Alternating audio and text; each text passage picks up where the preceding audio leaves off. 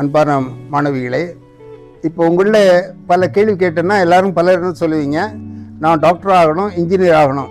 Good, இந்த ஆசை தேவையானது. ஓகே, ஆனால் உங்களுடைய குடும்ப பின்புலன் இதுக்கு சப்போர்ட் பண்ணுமான்னு யோசிச்சு பாருங்களேன். ஓகே, அவங்க எப்படியாவது எனக்கு அவங்க பிள்ளைய பெற்றுட்டாங்க நல்ஸ் கொடுத்தா ஆகணும்னு சொல்லி நீங்கள் எதிர்பார்க்கலாம்.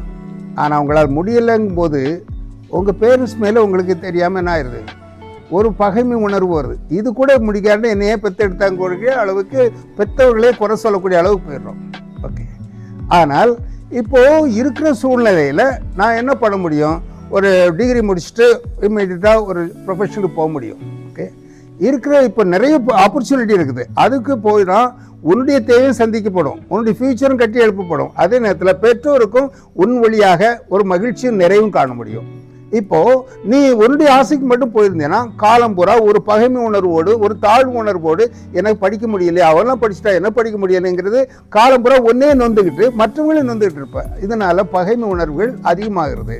ஸோ இப்போ யோசித்து பாருங்கள், நான் தேவைக்கு வாழ்கிறேன், ஆசைக்கு வாழ்கிறேன்னா முடிவு பண்ணுறது உங்களுடையது.